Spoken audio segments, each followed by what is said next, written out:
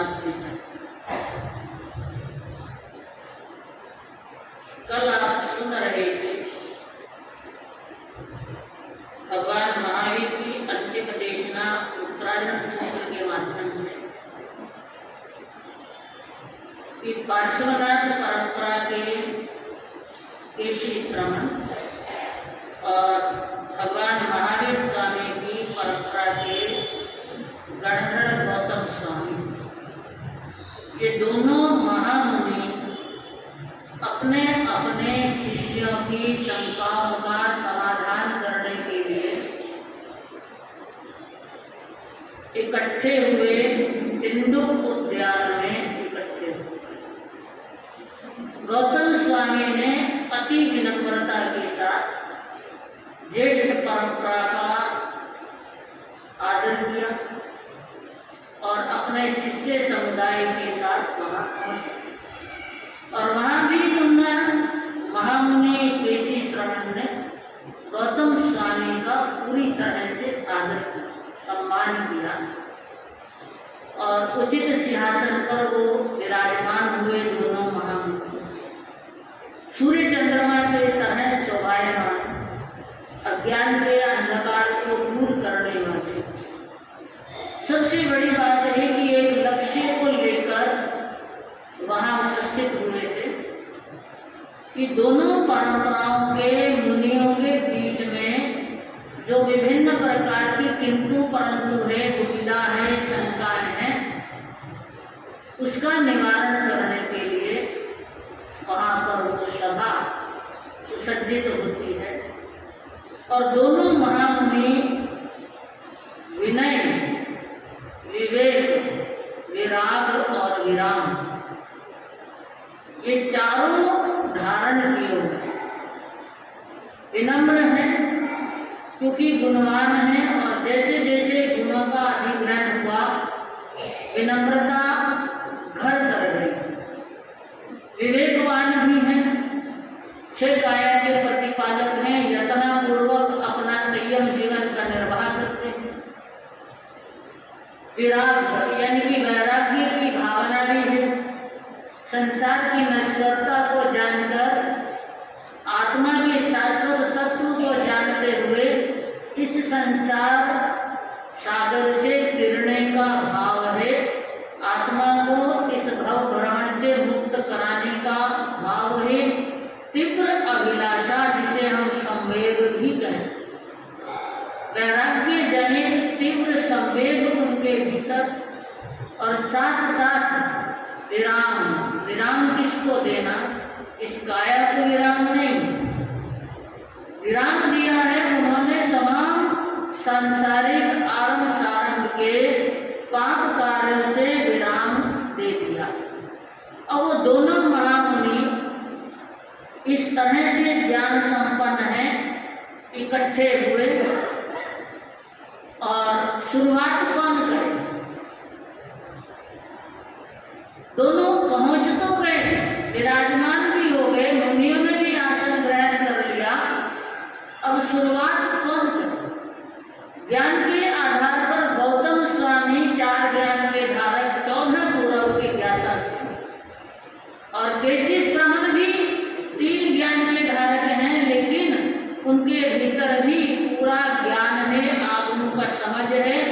ऐसा नहीं था कि वो अपने शिष्यों की शंकाओं का निवारण नहीं कर सकते, लेकिन उन्होंने उचित समझा कि जो वर्तमान में जिनका शासन है, जो परंपरा चल रही है, उनके माध्यम से द्रव्य क्षेत्र काल भाव के अनुसार वो समस्याओं का, शंकाओं का निवारण करेंगे तो उत्तम रहेगा। तो केशी श्रवण जो है वो शुरुआत करते कि मेरे मन में कुछ शंकाएं हैं, जिज्ञासाएं हैं, जो मेरे जो शिष्य हैं उनके मन में है, तो मैं उनका निवारण करना चाहता हूँ। आपके समक्ष अपने कुछ जिज्ञासाओं का समाधान पाना चाहता हूँ। गौतम स्वामी की बुद्धि को वो कृतज्ञता भावपूर्वक नमन करते। देखिए, ये एक कोड ऑफ कंडक्ट है, आज्ञा चाहते हैं। सभा की मर्यादा उसका पूरी तरह से पालन करते हुए कि पहले आज्ञा मांगे कि मैं आपसे कुछ सवाल पूछना चाहता हूँ, जिज्ञासा है मेरी, उनका समाधान चाहता हूँ, कुछ शिष्यों के मन की शंकाएं हैं उनका निवारण करना चाहता हूँ, आपकी आज्ञा। ऐसे नहीं कि सीधे खड़े हुए और बोल दिया, वो नहीं। एक सभा की मर्यादा, एक जिज्ञासा का समाधान करने का भी एक तौर तरीका, उस तरह से पूरी तरह से पालन करते हुए उन्होंने गौतम स्वामी के समक्ष अपनी जिज्ञासा रखने का प्रयास किया। पहला सवाल उन्होंने किया कि हे गौतम स्वामी,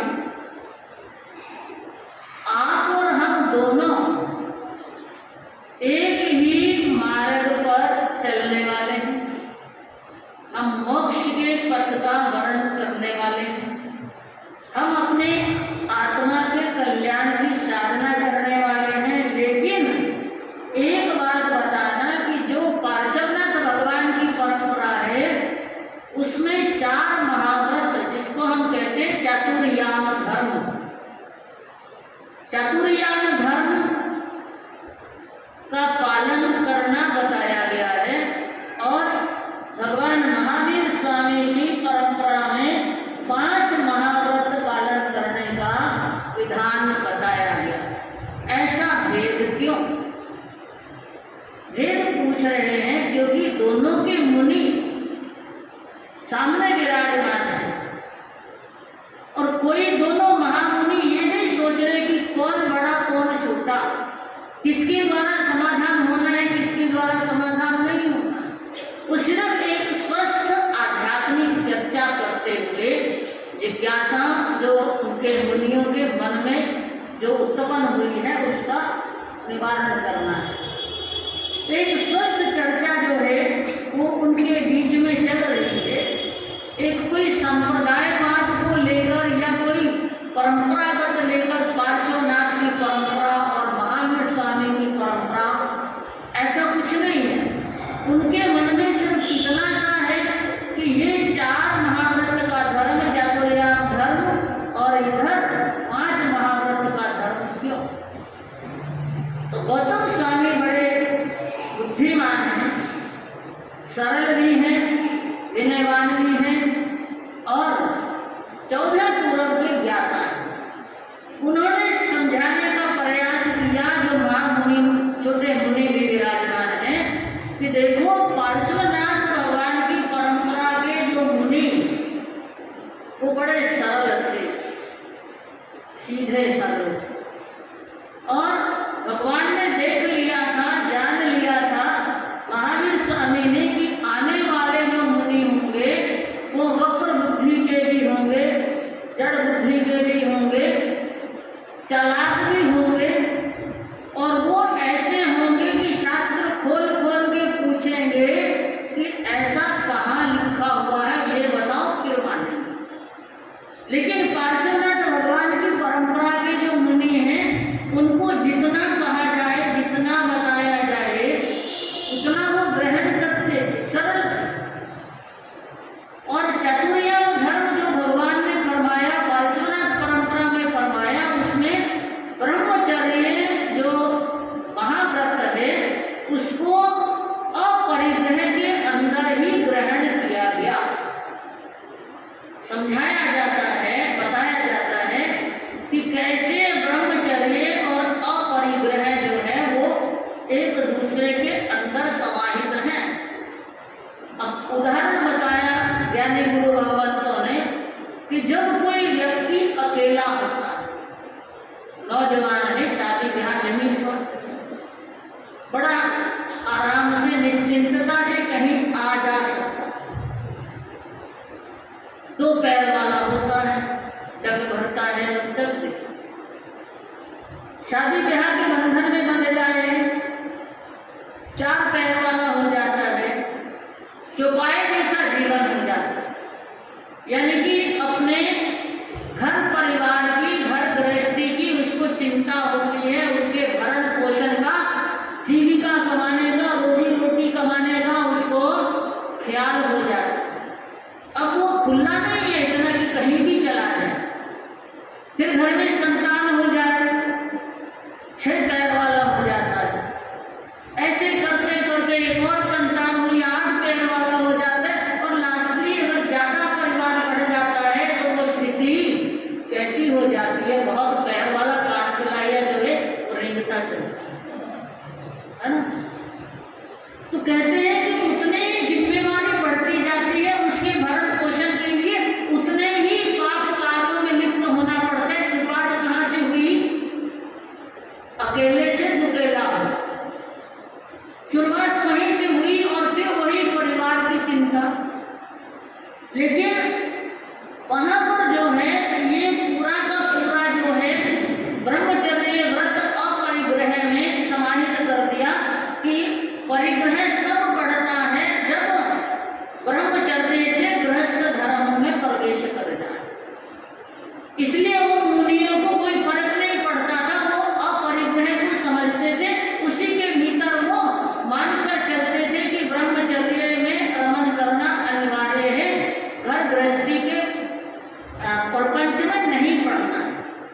लेकिन भगवान महावीर के जो अनुयायी आगे आने वाली पीढ़ी है वो उन्होंने जान लिया कि वो वक्र बुद्धि के होंगे, पूछेंगे बताओ मुनि को ब्रह्मचारी रहना कहाँ लिखा है, अपरिग्रह ही तो लिखा है। इतना ही मानकर चलेंगे, इससे ज्यादा वो टेढ़ी टेढ़ी बुद्धि वाले कई सवाल जो है वो खड़े करने वाले होंगे, पर इससे सहने की क्षमता भी नहीं होने वाली है आने वाले समय में। और कमजोर अपने आप को मानेगा नहीं, जो वक्र बुद्धि वाला होता है वो अपनी गलती नहीं कबूल करता, वो अपनी कमजोरी को नहीं मानेगा, वो सिर्फ यही बोलेगा कि युग बदल गया, उस जमाने की बातें उस समय रह गई, लेकिन अब बताओ कहाँ लिखा हुआ है। ऐसी ऐसी दलील देकर वो अपने मतलब को साधने का प्रयास करेगा। इसलिए चातुर्याम धर्म पार्श्वनाथ भगवान का और महावीर स्वामी ने 5 व्रत जो है महाव्रत जो है वो कह दिए। तो इसलिए ये देखना चाहिए कि ऋषभदेव भगवान से लेकर चलते चलते अब तक की जो परंपराएं हैं, भगवान महावीर स्वामी तक की परंपरा में जो मुनि हैं उनका आचार उनका विचार परिवर्तन हुआ है। ऋषभदेव भगवान के जमाने में जो सरलता की बात करते हैं तो छोटा सा उदाहरण बताते हैं कि एक बार एक शिष्य गोचरी के लिए जाता है, रास्ते में नट का तमाशा चल रहा है, जानते हैं आप, देखने के लिए खड़ा हो गया, देर हो गई, देखा कि क्यों नहीं आया, वापिस आता है तो पूछा कि इतना समय कहाँ लगा, क्योंकि समय का ध्यान रहता है गुरुओं की शिष्य किधर गया है, कितने समय तक लौटने वाला, इतना अंदाजा रहता है। तो उसने भी बड़ी सरलता से बता दिया, कुछ छुपाया नहीं था कि रास्ते में नट का तमाशा हो रहा था तो वो मैं देखने लगी। तो ठीक है, गुरु ने प्रायश्चित दिया कि देखो साधु जीवन में नट का तमाशा देखना कल्पता नहीं, पाप लगता है, इसलिए आगे से आप नहीं देखना। ठीक है, तैरती वचन कर दिया कि नहीं देखूंगा। कुछ दिन बीता, फिर ऐसा प्रसंग आया और रास्ते में एक नटनी का तमाशा हुआ, वो देखने लग गया। फिर वापिस आया तो गुरु ने कहा आज क्या हुआ, आज नटनी का तमाशा था। तो गुरु ने कहा कि आपको नट का तमाशा देखने का मना किया था। हाँ गुरुदेव, आज नटनी का तमाशा था इसलिए देखने लग गया, आपने नट का तमाशा देखने का मना किया था। यानी कि वो अंडरस्टूड वाली बातें जिसको कहते हैं ना कि अगर एक बार कहा कि नट का तमाशा नहीं देखना तो बाकी बातें अंडरस्टूड हो जाती है कि और कोई तमाशा नहीं देखना, नटनी का नहीं देखना। इतनी समझ वहां पर नहीं थी, इतनी सरलता थी। ये ऋषभदेव भगवान से आते आते जो है ये बुद्धि की वक्रता, ये टेढ़ापन, ये तर्कवादी कुतर्कवादी ये ज्यादा होने लग गए हैं। इसीलिए भगवान ने ये महाव्रत जो है ब्रह्मचर्य महाव्रत और अपरिग्रह महाव्रत इसको अलग अलग करते हुए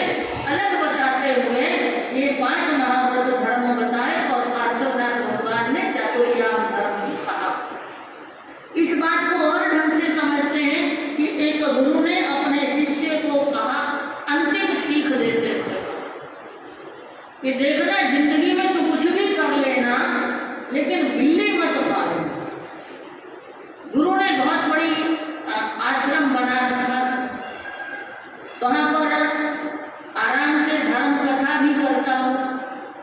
गुरु भी करते थे और वो भी करता है। गुरु ने अंतिम जो शिक्षा दी कि सब काम कर लेना लेकिन बिल्ली मत पालना। अब उसने कुछ साल तक तो गुरु के वचनों का ध्यान रखा कि बिल्ली नहीं पालना, तो नहीं पाली। लेकिन एक दिन एक बिल्ली कहीं से घूमती घूमती रास्ता भटकती भटकती आ गई, बड़ी सुंदर थी देखने में। तो उसने कहा कि याद तो आ गया कि गुरु ने कहा कि बिल्ली नहीं पालना, लेकिन उसको देखकर जो है उस जीव के प्रति उनका वात्सल्य भाव बढ़ा कि नहीं यही रहने दो, यही रह जाए। अब क्या हुआ, अब बिल्ली के लिए दूध लाने की समस्या थी।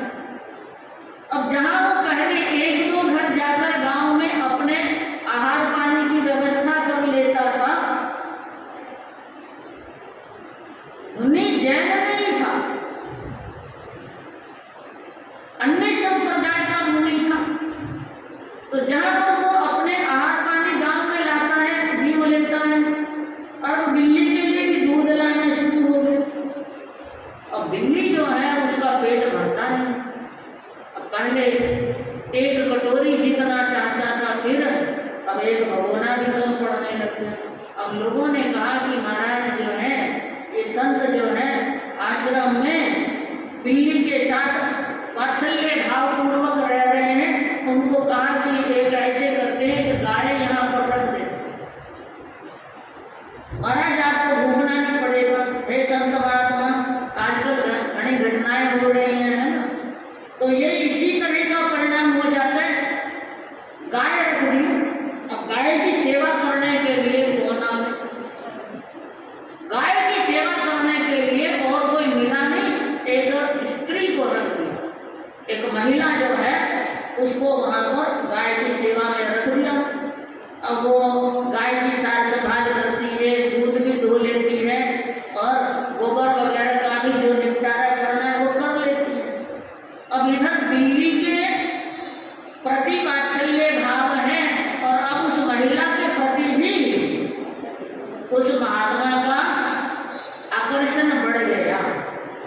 आकर्षण बढ़ते बढ़ते जो है मर्यादाओं को भंग करने का विचार भी आ गया। अब शुरुआत कहाँ से हुई थी? बिल्ली से शुरुआत हुई थी। और याद करो यही बात जो है जैन धर्म में कहा गया है कि ब्रह्मचर्य व्रत पालना करना नितांत आवश्यक हो जाता है जैन मुनि के लिए। और वहां जहां बिल्ली पालने की मना कही थी, वो उसके गुरु भी जो है ज्ञानी होंगे, उनको पता होगा शिष्य का स्वभाव कैसा है, इसीलिए बिल्ली पालने की मना करी थी। लेकिन बिल्ली पाल ली। बिल्ली पालते पालते जो है अपनी गृहस्थी भी बसा ली, यानी कि अब वो संत ब्रह्मचारी नहीं रहा। तो कहने का मतलब ये है कि ये व्रतों की जो महत्व होता है उसको समझकर चलना चाहिए कि पुराने जमाने में जो ऋषभदेव भगवान के मुनि और वर्तमान के मुनि जो हैं भगवान महावीर के शासन में मुनि, उनके स्वभाव को, उनकी बुद्धि की कुटिलता को, कपटता को देखते हुए, वक्रता को देखते हुए ये सारी बातें जो है, सारे नियम कायदे प्रभु महावीर ने बड़े स्पष्ट रूप से लिखे हैं। उनको आदर करना, उनको आचरण में लाना ये कर्तव्य बन जाता है। जैसा ही ये सुना गौतम स्वामी ने फरमाया और केसी श्रमण ने सुना, मुनियों ने सुना, तो अपने आप में वो अपने आप को धन्य मान रहे और केसी श्रमण कह रहे कि हे गौतम स्वामी, आपकी प्रज्ञा जो है बहुत उच्चता की, आपका ज्ञान, आपका विवेक जो है महान है। मैं आपने मेरी जिज्ञासाओं का समाधान किया, उसके लिए मैं आपके प्रति नतमस्तक हूँ। लेकिन और पूछ रहे हैं कि एक और जिज्ञासा है मेरी, मैं कुछ और भी जानना चाहता हूँ। दूसरा सवाल पूछ रहे कि हमारा लक्ष्य एक है, दोनों हम त्याग करके मोक्ष के पथ पर आए, लेकिन हमारे दोनों के परिधान में अंतर है। जो पार्श्वनाथ भगवान की परंपरा के मुनि हैं, उनमें कोई भी रंगीन भी चलेगा, किसी भी कलर का चलेगा, सिल्क का चलेगा, चमकीला चलेगा, भड़कीला चलेगा, कोई विशेष एक स्पेशल जो है वो परिधान नहीं है, वेशभूषा निर्धारित नहीं की गई। लेकिन इधर जो है भगवान महावीर के जमाने में जो श्वेत परिधान का विधान है, उसमें अंतर क्यों, आचार में अंतर क्यों आ गया? तो गौतम स्वामी ने फरमा दिया कि देखो मुनि दो प्रकार के। अब यहाँ पर जो है वो सारी बातें बताते हैं कि एक स्थविर कल्पी है, एक जिन कल्पी। जिन कल्पी मुनि वो होते हैं जो तीर्थंकर भगवान ने जैसा आचरण पाला है, जैसा उन्होंने मुनि जीवन का पालन किया है, परिधान नहीं है, सिर्फ देवदूष्य वस्त्र की बात कही। जब दीक्षा लेते हैं तो देवदूष्य वस्त्र जो है उनको देवताओं के द्वारा प्राप्त होता है। लेकिन जो बाकी मुनि हैं, स्थविर कल्पी मुनि हैं, जिन कल्पी मुनि केवल जंगलों में यानी कि नगरों के बाहर जो है वहां पर विचरण करते हैं, वहां उनका निवास रहता है। लेकिन जो स्थविर कल्पी मुनि हैं उनको नगर में विहार करना, आहार पानी की गवेषणा करने के लिए भी जाना, ये सारा स्थविर कल्पी मुनि साधु का आचार है। और इसलिए वेश परिधान का निर्धारण किया है। और दूसरी बात यह है कि पार्श्वनाथ परंपरा के जो मुनि हैं सरल है, उनके ऊपर वस्त्र का किस रंग के पहने हैं या कैसे पहने हैं उसका कोई प्रभाव होने वाला नहीं है। वो बड़े सरल प्रकृति के हैं, उनके भीतर धर्म के प्रति आदर भाव है, उतना ही ग्रहण करते हैं। लेकिन ये वेश का प्रभाव पड़ता है। श्वेत परिधान जो मुनियों के लिए निर्धारित किया गया भगवान महावीर के शासन में, उसका प्रभाव जरूर पड़ता है। क्योंकि आपको याद होगा कि जब रावण सीता का हरण करने के लिए जाने वाला था, तरह तरह का रूप बनाने वाला था, ब्राह्मण का वेश भी बनाया था, याचक बनकर गया था। तो एक बार उसकी पत्नी गांधारी ने कहा था कि अगर आपको ऐसा ही लग रहा है तो आप राम का वेश बनाकर क्यों नहीं जाते? मंदोदरी ने ये कहा कि आपने ये राम का वेश क्यों नहीं बनाया सीता के हरण के लिए?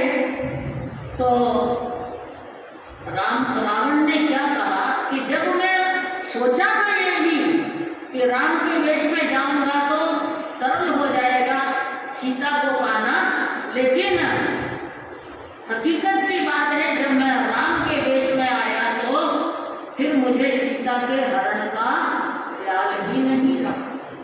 क्योंकि राम का जो आचार है कि पर नारी जो है वो मातृवत है, माता के समान है, और पराया धन जो है वो मिट्टी के ढेले के समान है।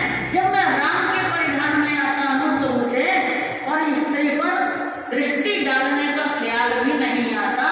ये उसने अपनी पटरानी मंदोदरी को कहा, है ना। अब देखिए वेश परिधान का असर होता तो है, लेकिन जिनके मन में धर्म और नियम जो आचार हैं वो गहरे बैठ जाते हैं, वैराग्य का भाव बड़ा मजबूत होता है, उनके ऊपर इसका असर नहीं होता। अब देखिए उसका प्रभाव कैसे होता है। ट्रैफिक वाला जो पुलिस वाला है आपको रुकने का इशारा करता है, उसके परिधान को देखकर आप सजग हो जाते हैं, हेलमेट लगाया नहीं है, सामने खड़ा है, 50-500 मीटर पहले ही जो है वो सावधान हो जाते हैं। भले ही वो हेलमेट आपने अपनी बाइक के आगे लटका रखा है, 500 मीटर पहले उसको सिर पे पहन लेते हैं, आपको वर्दी चमक जाती है, फौजी की वर्दी चमक जाती है ना। ये सारे जो परिधान है उनका एक ड्रेस कोड बनाया हुआ है, वो अपना असर करता है, एक पहचान के लिए असर करता है। कुछ रोग भी होता है इस परिधान का, लेकिन इतना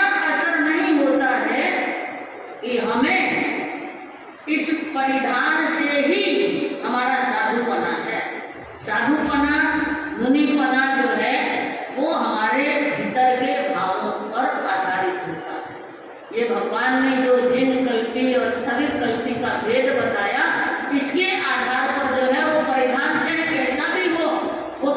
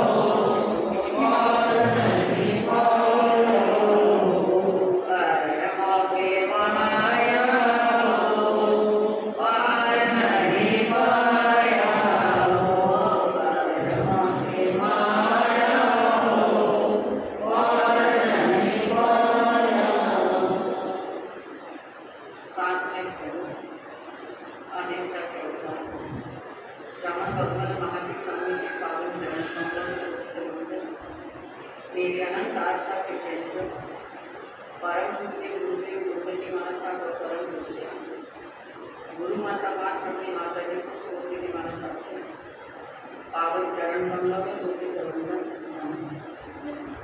गर्भगृह में बंधुओं श्रीमती माता जी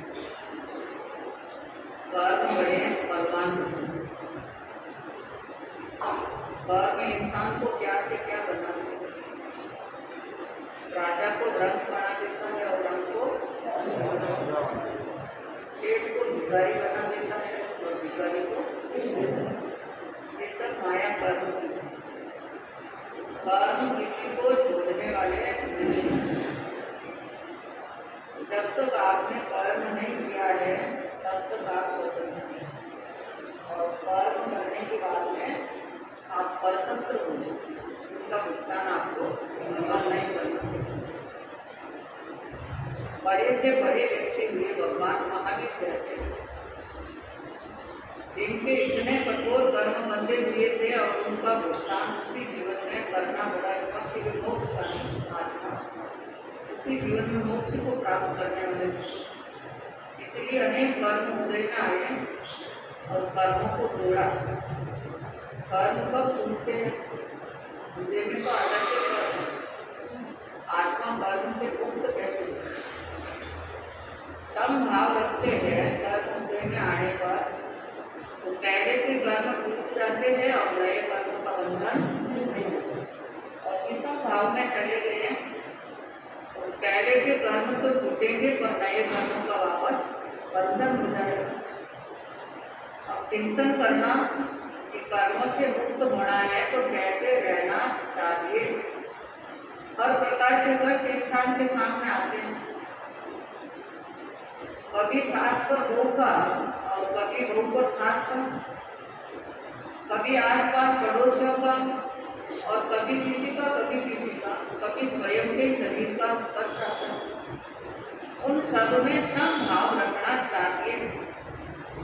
समभाव है तो आपके कर्म हल्के हो जाएंगे, और रो करके कर्मों का भुगतान कर रहे हैं तो नए कर्म वापस बंद हो जाएंगे। इसलिए समभाव रखना।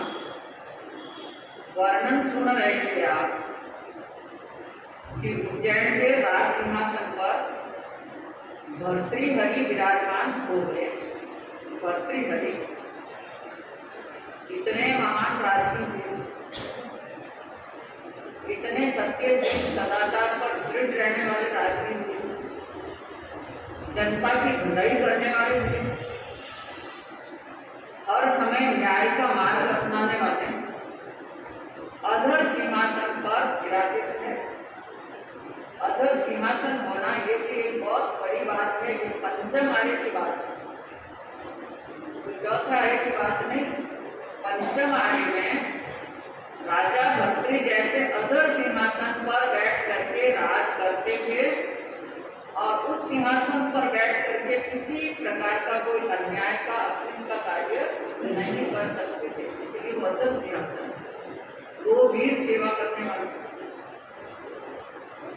और गर्दभ सेन राजा के पुत्र सो, सबसे बड़े तो भर्तृहरि और सबसे छोटे विक्रम।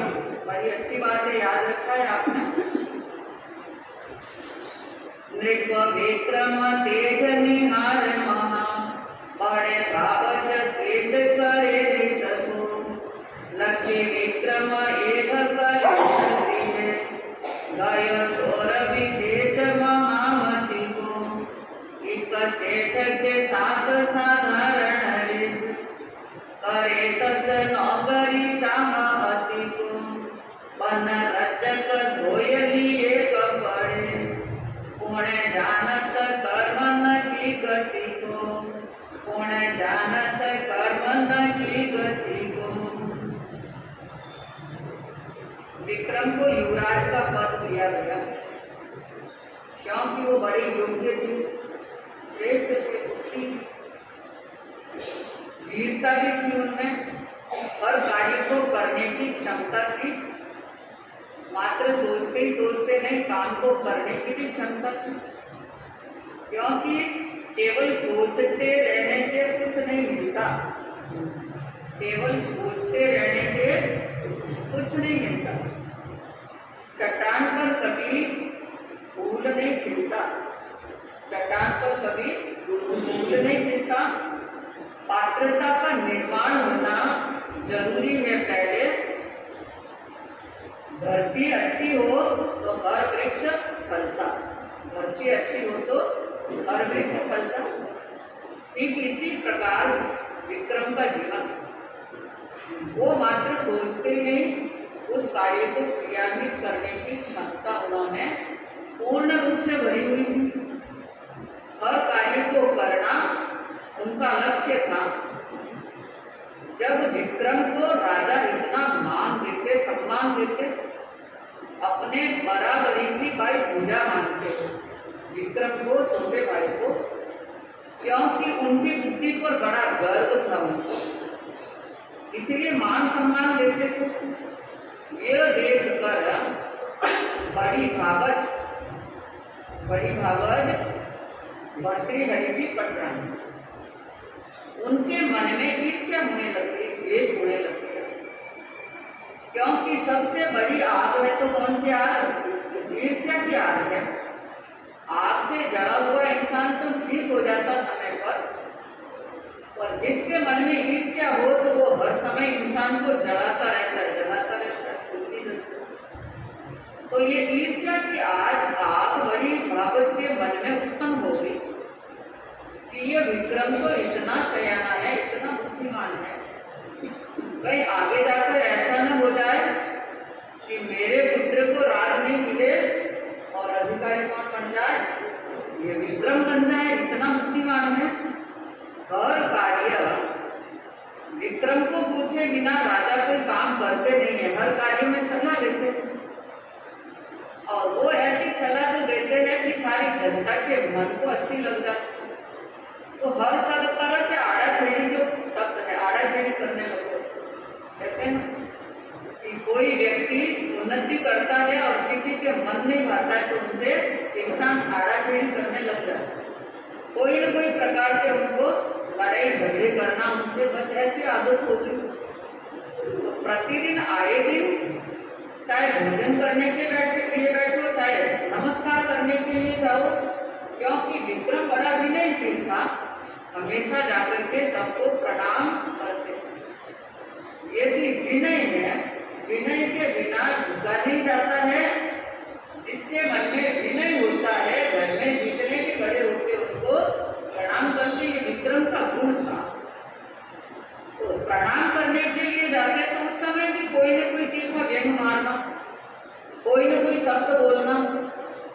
भोजन करने के लिए बैठते तो उस समय भी लड़ाई झगड़े की बात करना, कभी भी कोई भी बात से द्वेष करते रहते।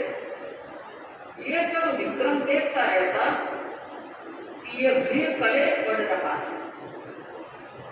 जैसे जैसे राजा मुझे मान दे रहे हैं, भाई मुझे मान दे रहे हैं, तो ये आपस में क्लेश बढ़ता जा रहा है, क्योंकि बड़ी भागवत के मन को यह बर्दाश्त नहीं हो रहा है। ऐसा गृह कलेश कोई काम का नहीं है।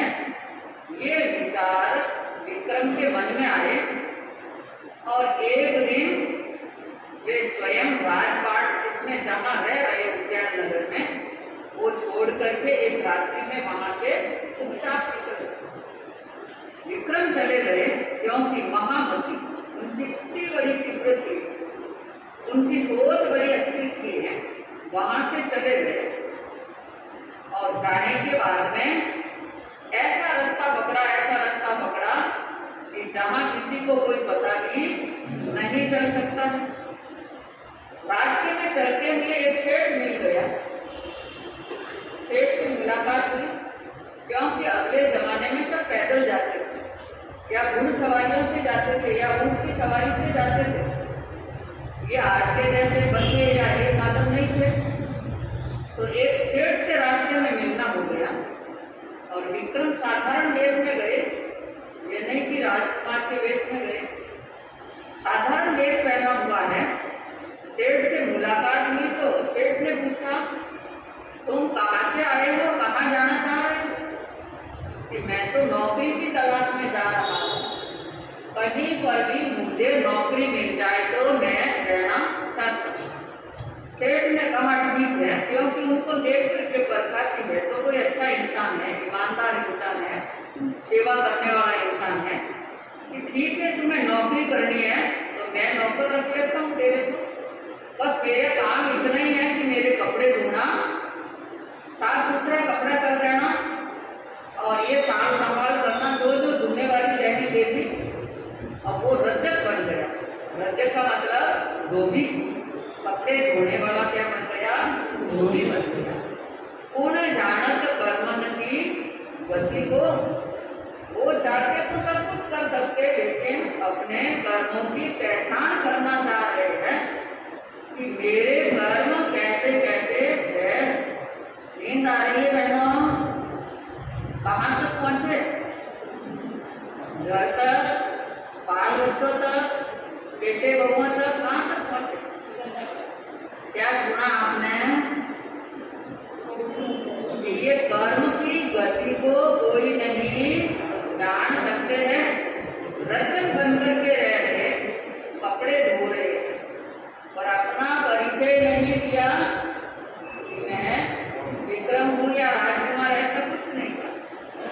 गयो विक्रम भूपति जाने, हटे पार दिवी नृपराणी की, सोना सोना कथा रसवारे, फिर पत्तो को बलगायो, पेड़ कुंवर हाथ नहीं आयो जी, सोना सोना कथा रसवारे, नृप भर्तरि शोभा छाई, मालव अनधन अधिकारी जी, सोना सोना कथा रसवारे, पटराणी पिंगला खाती, कुटिल प्रेम की प्यासी थी, सोना सोना कथा रसवारे, सोना सोना कथा रसवारे। राजा भर्तृहरि को पता चला कि मेरा श्रेष्ठ भाई, छोटा भाई, पुत्र के समान मेरा जो भाई, वो राज छोड़ करके चला गया, यहाँ से चला गया है। युवराज पदवी जिसको दिया गया, जान लिया भर्तृहरि ने कि वो किस कारण से गया। पटरानी को उपालम दे रहे हैं कि मेरा भाई गया है तो मात्र तुम्हारे कारण से ही गया। बस इतना कहते ही आपस में विवाद होने लग गए, क्योंकि सत्य बात सहन करना बड़ा मुश्किल का काम जो होता है और फटकार उसको दे रहे हैं। आखिर भर्तृहरि भी बड़े ज्ञानी थे कि यदि ये कर्म की गति है कि मेरा भाई यहाँ से गया और उनकी भी कर्म की गति है, और पता लगाने के लिए चारों तरफ अनुचरों को भेज दिया, सैनिकों को भेज दिया, और कहीं पर भी विक्रम का आता पता नहीं लग रहा है। इधर भर्तृहरि की महिमा चारों ओर विख्यात बनी हुई है, शोभा छाई हुई है। चाहे छोटा हो चाहे बड़ा हो, सबके जवान पर भर्तृहरि का नाम प्रातःकाल किया जाता है। इतने श्रेष्ठ राजा को सभी मान रहे, और मालवा में अन्न और धन की कोई कमी नहीं, अन्न की भी कमी नहीं है तो धन की भी कमी नहीं। धन होना, कई इंसानों के पास में धन होता है, अन्न के भंडार होने हुए रहते, और विकट समय कोई आ जाए तो किसी के लिए सहयोगी बनना हर एक इंसान नहीं बन सकता है। जिसके प्रबल भाग्य पुण्यवंत होता है वो दुनिया का सहयोगी बन सकता है, बाकी नहीं बन सकता। भर्तृहरि सभी तरफ से लाभ लेने वाले और अपने मुख से कुछ भी बखान करने वाले नहीं है कि मैं ऐसा राजा हूँ, मैंने इतना का सहयोग किया, मैंने इतना दान किया, मैंने इतना पुण्य किया। जो जो बातें श्रेष्ठता की होती वो अपने मुख से कभी भी बखान नहीं कर रहे। पटरानी जिनका नाम पिंगला है, रानी तो होती थी, पर पटरानी जो पिंगला है वो पिंगला के प्रति इतना स्नेह, इतना प्रेम, प्राणों से भी प्रिय किसको मान रहे है ना, पिंगला महारानी को मान रहे। वो पिंगला महारानी प्राणों से प्रिय है राजा को, पर राजा ये नहीं समझ पा रहे हैं कि इनके मन में भी मेरे प्रति जो प्रेम है वो वास्तविक प्रेम है या कुटिल प्रेम है। इसकी पहचान करना बड़ा कठिन काम है कि ये वास्तविक प्रेम है या कुटिल प्रेम है। वो कुटिल प्रेम की क्या स्थिति, मन में कुछ और था और ऊपर से कुछ और था।